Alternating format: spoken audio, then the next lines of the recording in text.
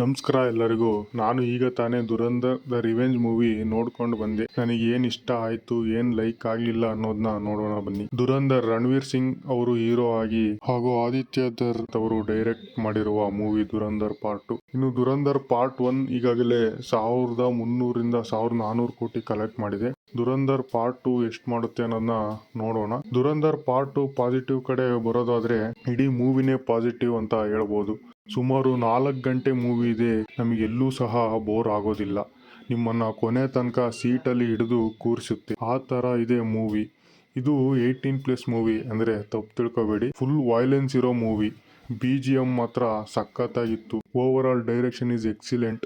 ನನಗೆ ಬೇಜಾರಾಗಿದ್ದು ಅಂದ್ರೆ ಆ ಪೋಸ್ಟ್ ಕ್ರೆಡಿಟ್ ಸೀನ್ ಸ್ವಲ್ಪ ಬೇಗ ಹಾಕ್ಬೇಕಿತ್ತು.